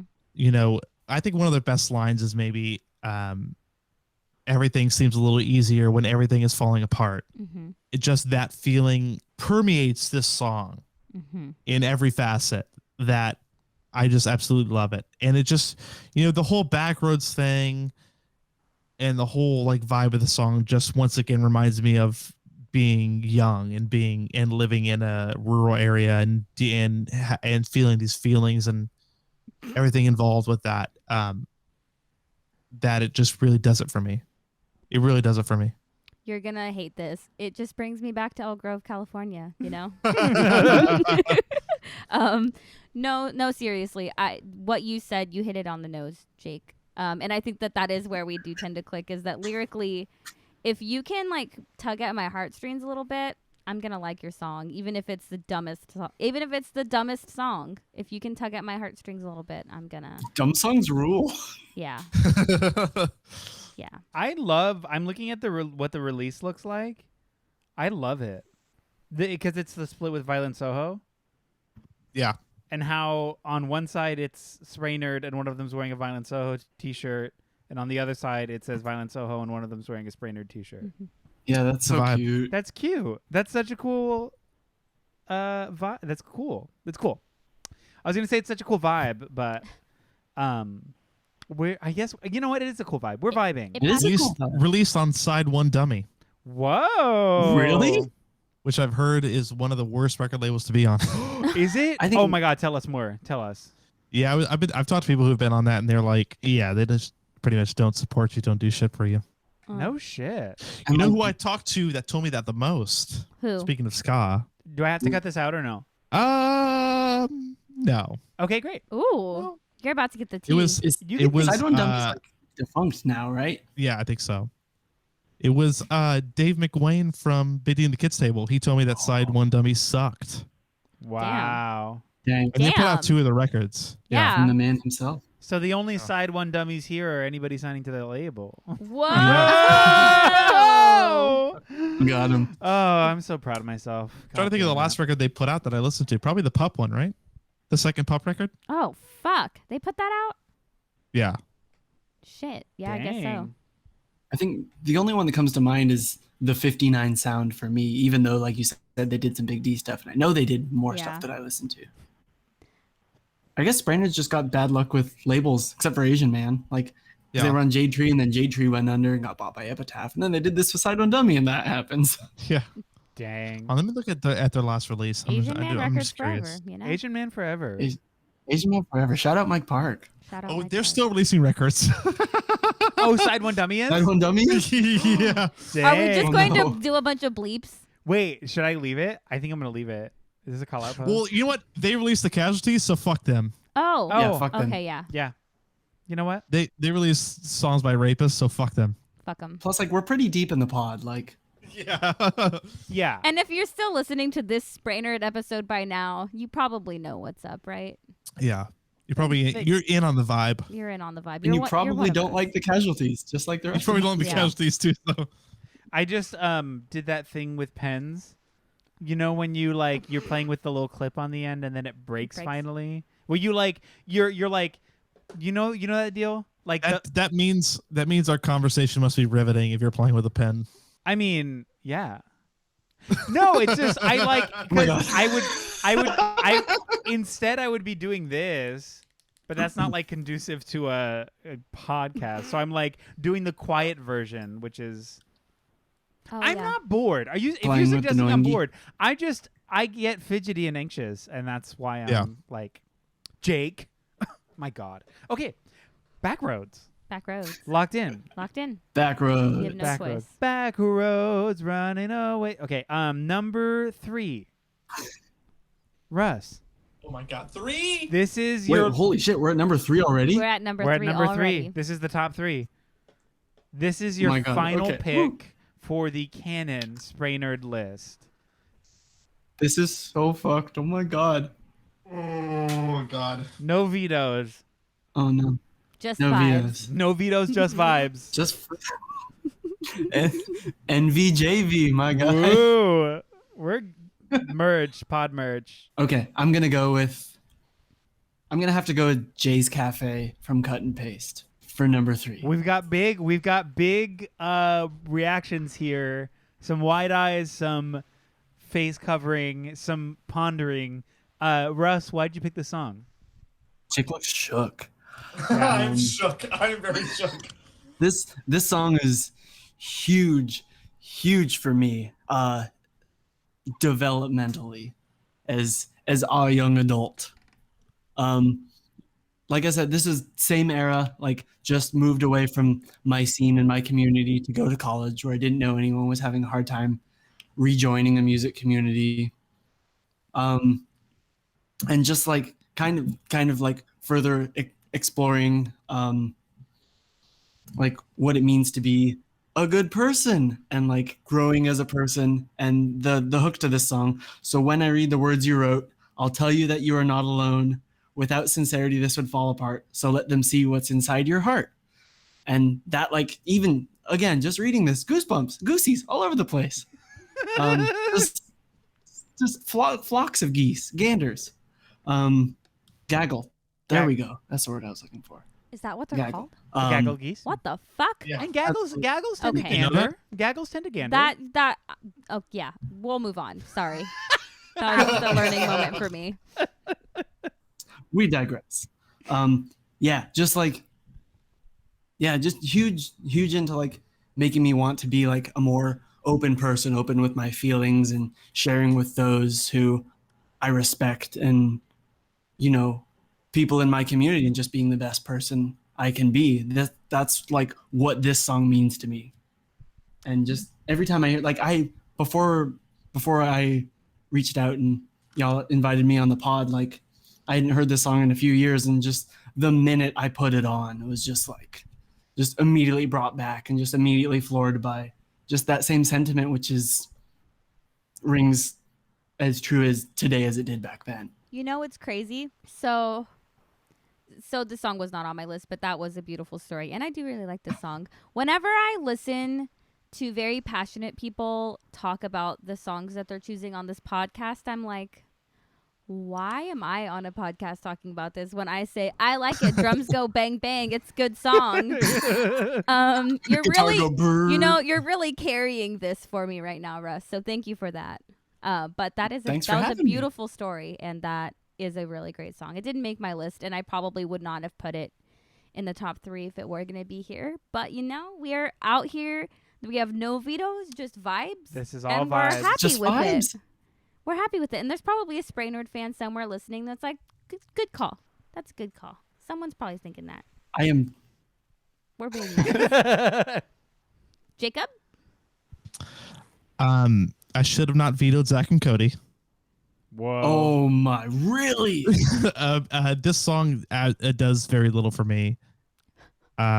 It wouldn't have made my top 30 probably of Spraynard songs. Whoa. I am You Paula know, Abdul, and he is Simon Cowell. Yeah. No, 100%. No, when it comes And to I'm this Randy stuff- Jackson, just fucking Yeah, when it vibe. comes to stuff, that's this stuff. That's how it is. But I can't do much about it. I think there are a lot of great songs with cut and paste, and this just wouldn't be on my top in that record. But you told a great story about what it means to you, and that does a lot on this podcast. It does. Like you can change hearts and minds with the story, and the story was good. The power of words. Yeah. But if I had a veto, I still would have vetoed it.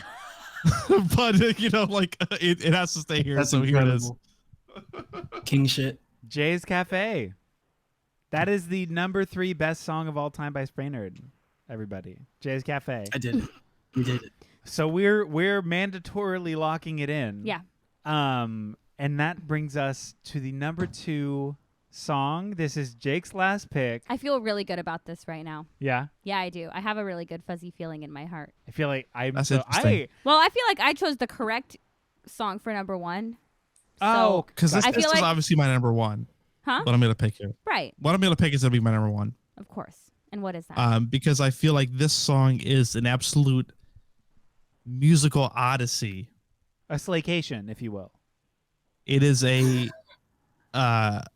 what I would characterize as a perfect song, akin to a song written by Chris McCaughan for the Lawrence Arms. Something that is absolutely top tier. Something that is absolutely next level in terms of songwriting that nobody else can touch. I'm just nervous. It is the real quick. it is the first song off of Exton Square. Whoa. My This is your absolute number favorite song. In fact, if we were doing a songs ever written episode, this would probably be my number 2 or 3.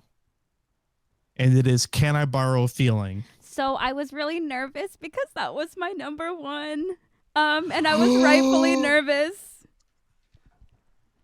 Whoa. Y'all I are hate when this happens. wild. This was my number 1. Oh my god. Oh, I'm Jake, you said it was your number 1 too, right? It's my number 1, yeah. Dang.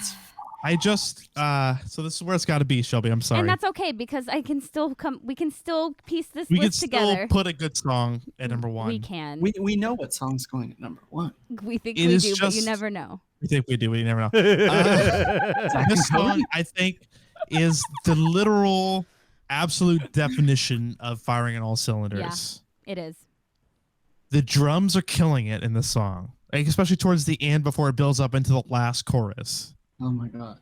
The build up, the fucking musical crescendo of the song, the absolute powerhouse of their performance builds to something that it just has a great payoff. Like, very rarely do you see a band build to such a great payoff of a song, because like the issue is you'll have bands that you have that physical feeling of building to something, and then you're like, this better lead to something, and at the end of the song it leads to a great climax. Those harms. It's And just the way the song starts with the just the guitar and the ground down here is shaking. Oh my god, I remember getting this record in the mail, this 7-inch in the mail, and putting it on and just listening to the song and sitting there and holding the lyric sheet and just like tearing up listening to the song, because it is just so everything. Like, this song is every song I've ever wanted to fucking write is this fucking song. Yeah, I agree. Yeah. I think that a really good indicator for me of if I'm going to absolutely fall in love with a song, like to the point where I'm just listening to it on repeat all day. And I'm not exaggerating because I really do that. I will just keep it on, like, playing over and over again if I really love a song. This was one of those for me because it could make me teary-eyed within the first, 15 seconds. Absolutely teary-eyed to the point of, I'm about to start crying. And then it happens, I shit you not, it doesn't matter how many times I hear this song, I get emotional every single time. Yeah. It's so embarrassing. It's really ugly. Big Whitney Houston vibes. Big Whitney vibes. Yeah, it is just, I can't even, because I remember, because I introduced Spraynard to all my friends. Shout out. Especially when Shout out all your friends. Yeah. Funtitled was out. And I remember them listening to this song, because I was like, you guys have to hear the new Spraynard, because this song is phenomenal. And everybody's like, oh man, this sucks because it's really emo. Mm. And I was like, you "That's guys just don't get it. And everybody's come around to it now.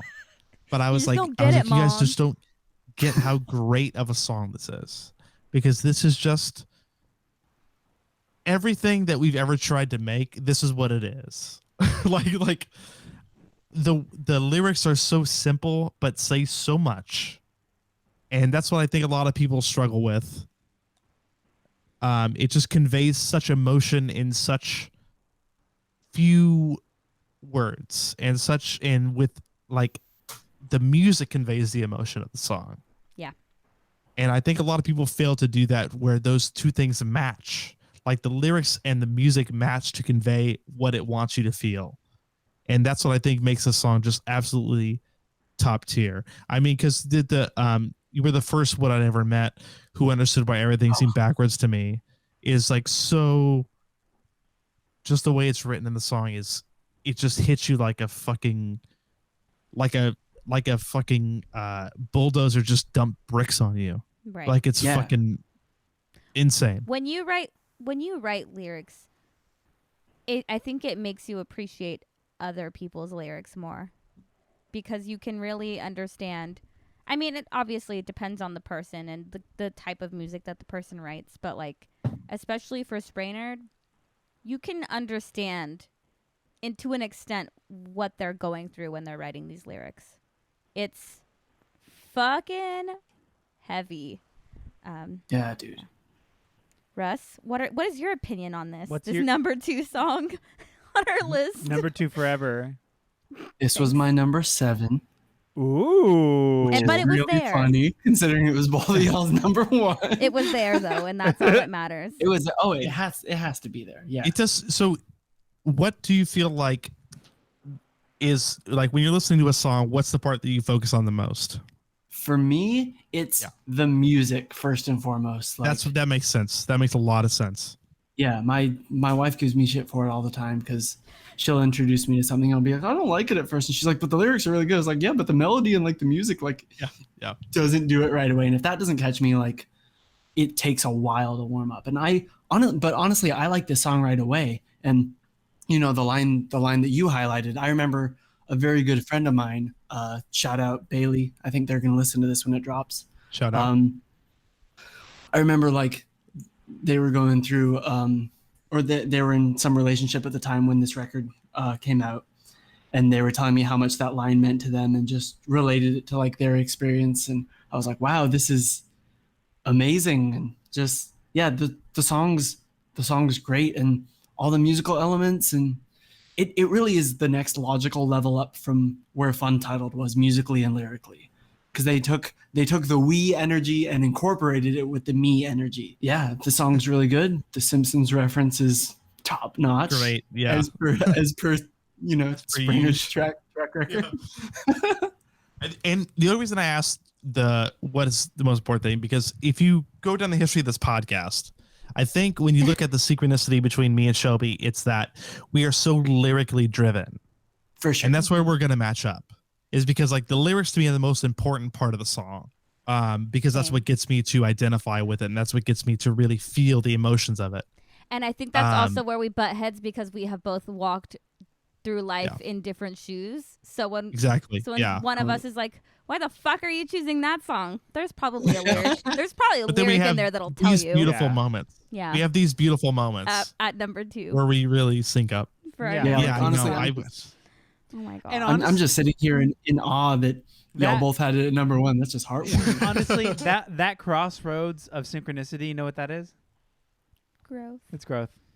It's growth. It's friendship. It's friendship. I was going gonna to say vibes. Yeah. Honestly, it's also vibes. And you know, It's I remember it's everything to me. So I seen them play the song live twice, and I cried both times.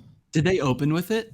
No, it was so weird. I had to ask them to play it at a show in Sacramento. I asked them to play it, and they reluctantly played it. And then at Fest, they played it in the middle of their set, and I just was like weeping.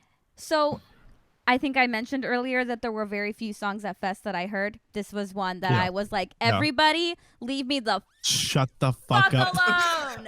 Leave me the fuck alone. There's only 2 songs that I remember hearing live and crying while they were playing. Now. And this is one. Yeah. And the other one was Accident Prone by Jawbreaker when they played that. But this is the one where I just was like overwhelmed. That's not even our number 1 yet. That's locking in at number 2. That's locked. We're getting real emo. Real emo hours. Real emo, up. Big emo vibes. Shelby, you know what you have to do. You know what time it is. So I think I know, but I'm cracking under pressure. There's 2 options that I personally will accept. So there's 2 options that I have, and they're both obviously off. Yeah. They're on the same fucking record, obviously. If you play Zach and Cody, I'm gonna be so I just think there's such a canon pick that I think is number 1. Yeah. It's gotta be. I mean, we'll see. I mean, we're talking around it, but you know, it's your choice. It's your choice. I know, but I really feel like I have to do this for the people, and that's why I'm gonna choose Spooky Scary, which was, to be fair, number 4 on my list because it is a great song. What? Is that your number 1? That was my first Instagram handle. Can I be honest with you? Huh? Can I be honest with you? Yeah. It was number 10 on my list. Okay. Holy shit. No, that makes sense for you though, Jake. That does make sense. That it would be there, but it would be pretty low.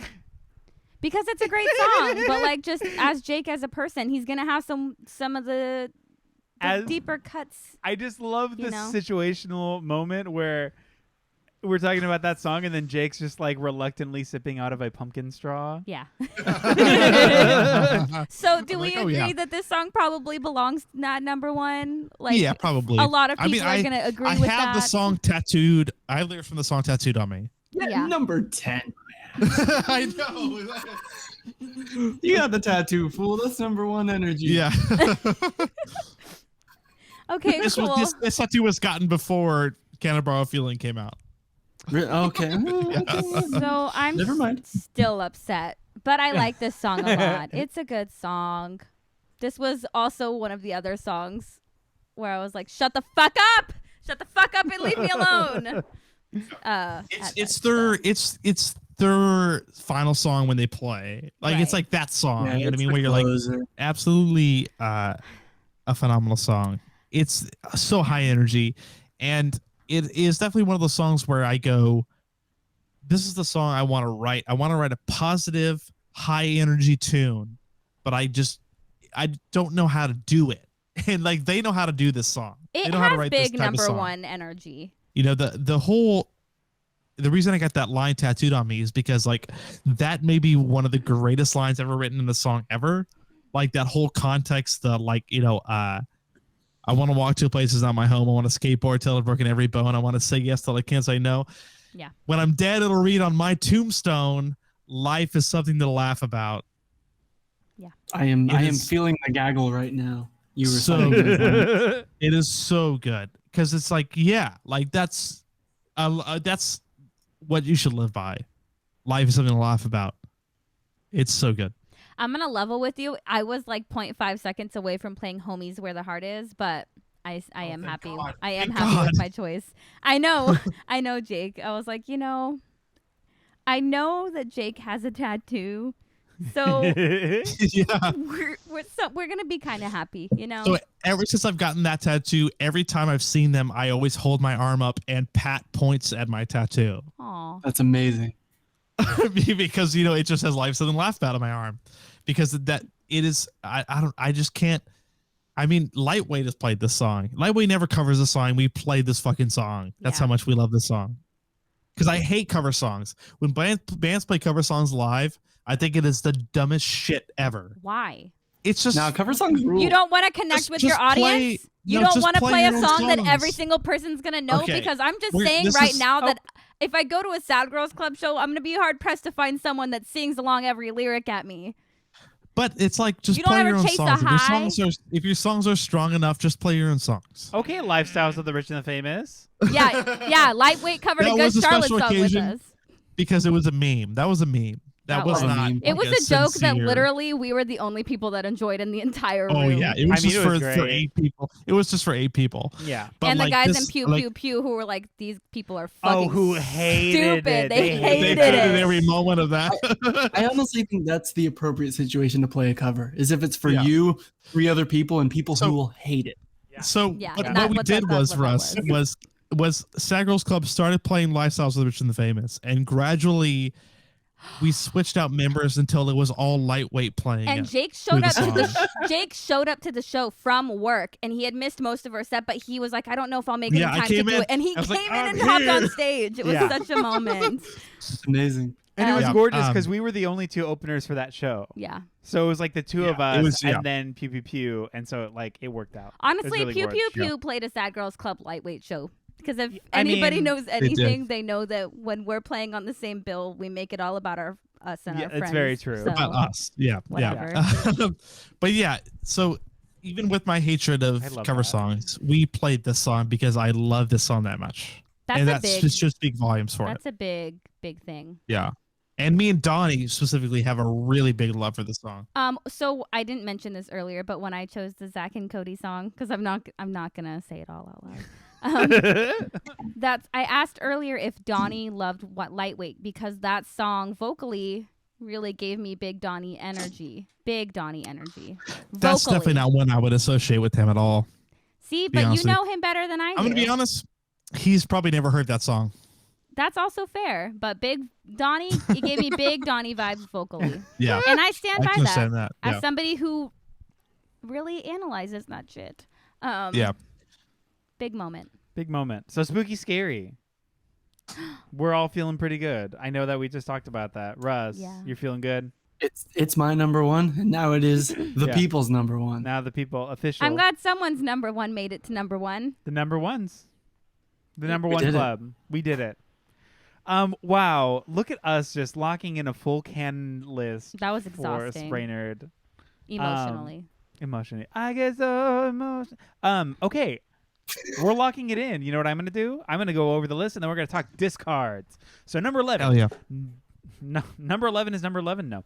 Number 11 is Medicine. Number 10 is Trembling. Number 9, Damn Julie Damn. Number 8 is Not Good Enough Gary. Number 7 is Buried. Number 6 is Airports and Prank Phone Calls. Number 5 is the Denver Broncos versus the Denver Broncos. Number 4 is Back Roads. Number 3 is Jay's Cafe. Number 2 is Can I Borrow a Feeling? And number 1 is Spooky Scary. Shelby, what are your discards looking like? My discards are, honestly, most of mine made it to the list or got vetoed at any point. What song didn't make it? Homies, Where the Heart Is was on my list. Also, Tomatito was on my list, but I didn't play it because I was like, everyone's going to hate this. So I did not play that. Both of those songs on that split made it to my end of the list.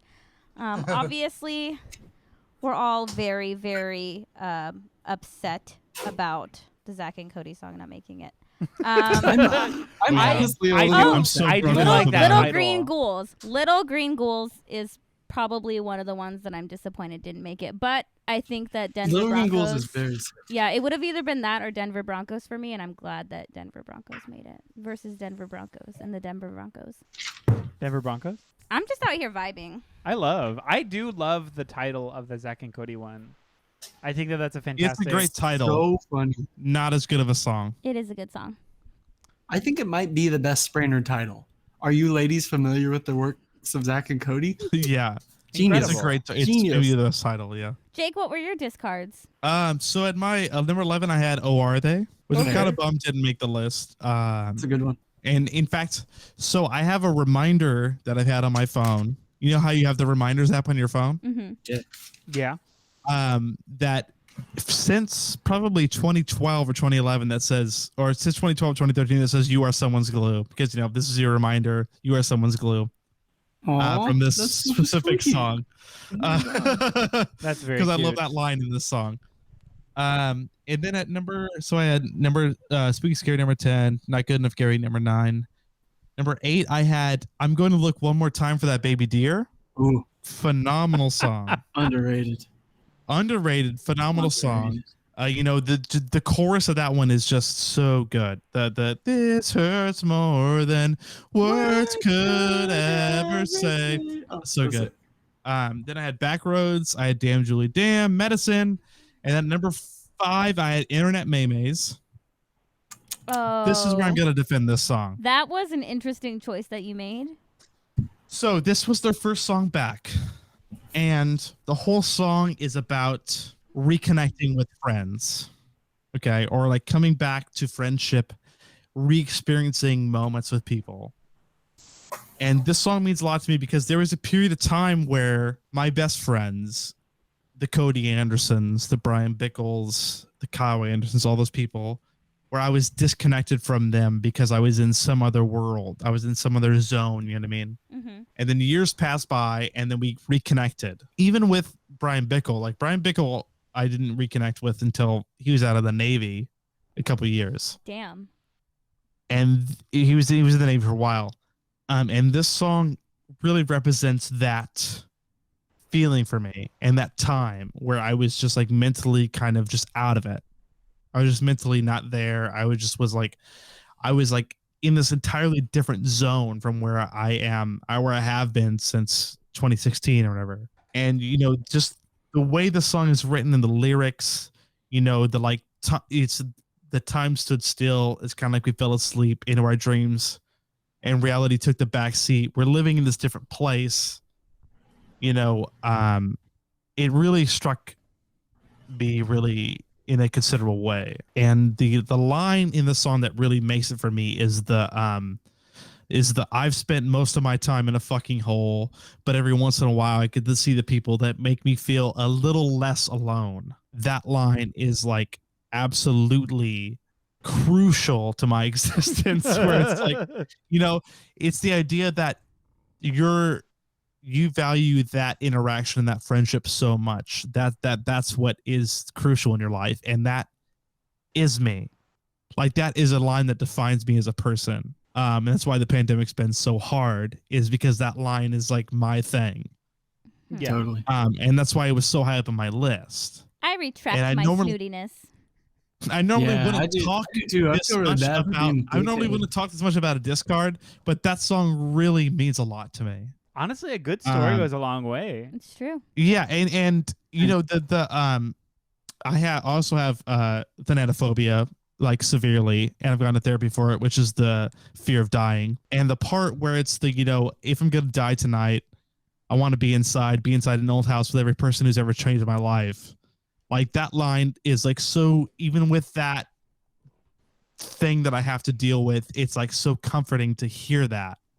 Right. And like, for some reason, like, even accepting that moment and thinking about that, like, that line is an absolutely comforting thing for me, where it's like, if I'm in the moment and I'm thinking about all those people, if I'm thinking about the Shelbys and the Erics and the Bryans and the Donnies and the Brandons and the Codys and the Kyles and the Jeffs and all those people, if I'm thinking about those people, I'm comfortable in that moment. I'm comfortable dying in that moment because I think about all the moments with those people. That's Are so we crying nice. Are we crying on the pod? Are we crying on Maine for the first Yeah. time? Because I am. That's, The you know, emo on Maine. that's and that's why that song, I want to make the song make the list, and that's what that song means to me, and that's why I normally, like I said, normally wouldn't talk about discard this long, but that's why I wanted to argue for this song, because I love that song that much, and that's what it means to me. I'm gonna go back and listen to that harder. Yeah. Yeah, I feel like an asshole for vetoing that. Wow, I'm so sorry, dude. It'd be like And- that and- sometimes. And speaking of my thanatophobia, Damn You a Box was my number 2. Somehow I knew you loved that song. We The probably first talked Brandon about song it, I but ever heard. goddamn. That was the first one you heard? Oh, because they opened with it. Because they opened with that That's right, song. Yeah, yeah. I was listening to the record this morning, and that song came on. I was like, wow. I saw them open with that song 3 or 4 times, and I was like, what a fucking powerhouse of an opener. That one didn't make my list though, surprisingly. Yeah. Which is It's- kind of fucking good about it. It's that chorus, right? It's that, so when the dirt replaces the sky and our bodies get eaten alive, will your friends be Jesus. too brave to cry because they're not scared that everything dies?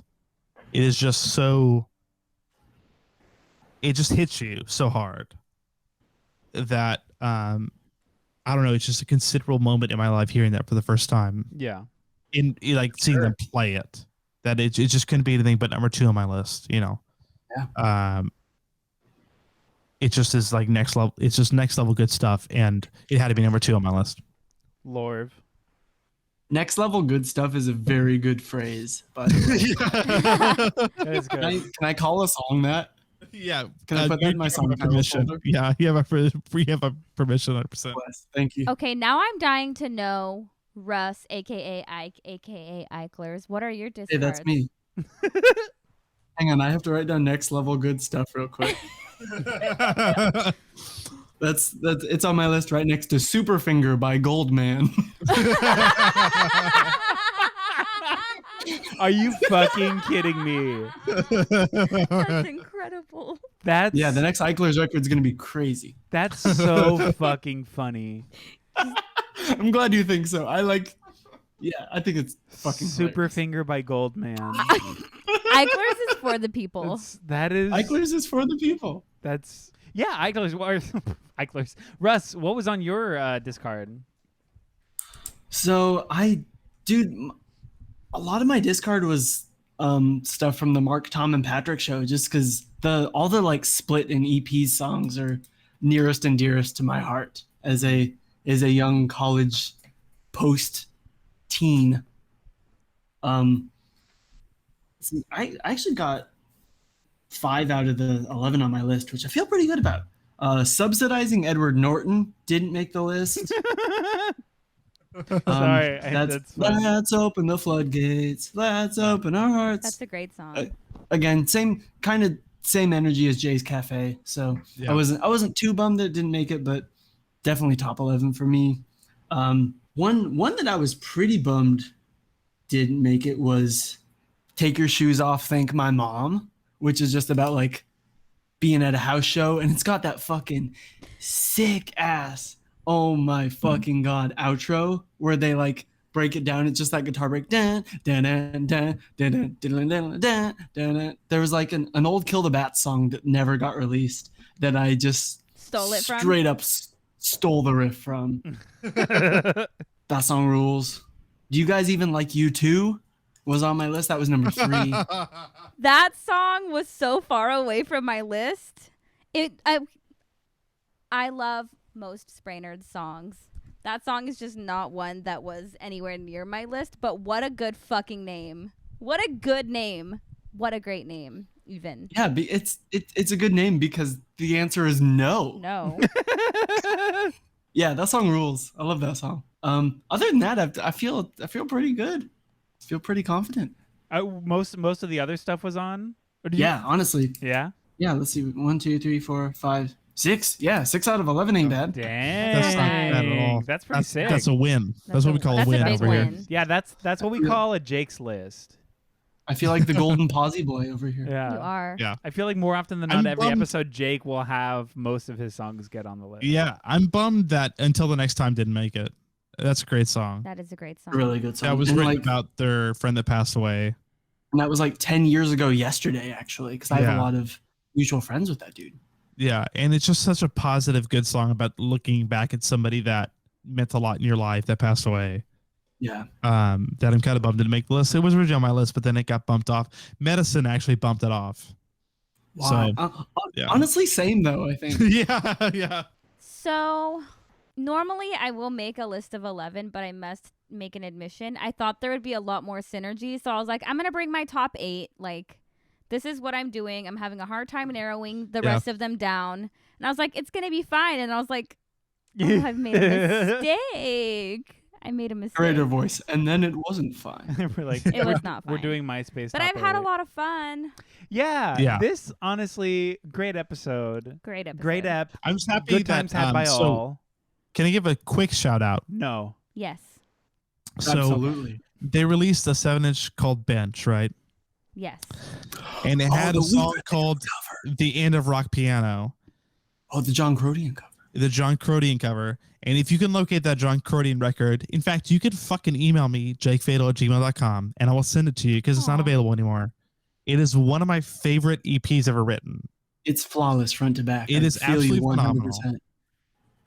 And they covered it. They covered the song, so luckily the song could still exist in the universe, but you can't find the actual EP anymore. So if you want it, and I swear to you that the songs are just as good, if not better, than that song, to email me jakefatal@gmail.com, and I will send it to you because it is so good. I didn't know Actually, that was a cover. at risk of being a contrarian, there is that one song that like has a little bit of slut shamey energy, which I'm not too great, like Neapolitan? not too keen on. Yeah, you may be I my just- honey, but you yeah. catch too many flies. Yeah, I don't know about that one. Yeah, but I also just love how quick it is. Like it's like Yeah. really, I think it's lyrically clever. But like Fireworks is my main song on that record, and that song is absolutely phenomenal. The fucking straight edge song, "We Are Yeah. the Youth of Today, Tomorrow" or whatever it's called. It's great. It's great. So sick. Oh my gosh. I think with that, this has been the Lousy Advice podcast. Indeed. It It has. has. Yay! Yay us. Go us. Lousy Go Advice us. podcast. We're a band. Lousy Advice is a band. Listen to are our a We are, in music fact. everywhere you listen to So music. I'm so excited to. I'm gonna throw this out there to listeners. I'm so excited after I get vaccinated to fly down to visit you guys, and maybe I we can know. write songs. we We can can write songs. We're We so can- close. We can write new music. I mean, because we have like one song, but I just haven't done anything to it because I've been so depressed. Yes. As of the second week of May, it's our whole household is going to be vaccinated, and you're going to be Same. vaccinated. Yeah. So Yeah, I'm gonna be antibodied up. I'm gonna have so many antibodies in me. You're gonna be like, whoa, what's going on with We're gonna hug the heck out of you. I'm so excited. you? Yeah. So many antibodies. I'm gonna invite you to spit in my mouth at that point. Oh, also, little fun fact. Shout out to the Lousy Pod. It's officially been 1 year of Lousy Advice podcast. Oh, 1 year of today. Lousy Advice podcast. Oh my gosh. You know what you should do for that, everybody out there?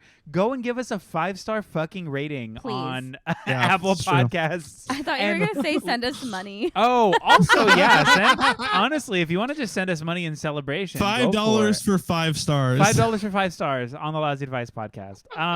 Yeah, check us out on the nostalgianetwork.com. We got all kinds of cool shit there. And listen to us. And yeah, Russ, thank you for doing the podcast. Thanks for hanging out. Of course. Thank you for having me. This was been the highlight of my week. I've been looking forward to this for a long time. Thank you. Yeah. Yay. Good. So have we.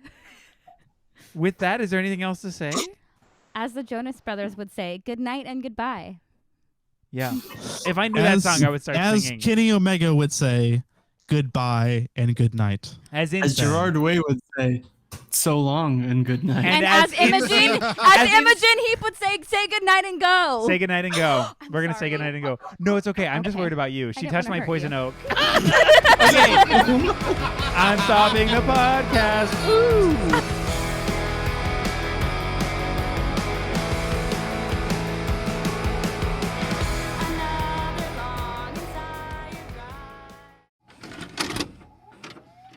This podcast has been brought to you by the Nostalgia Network. Visit thenostalgianetwork.com for more.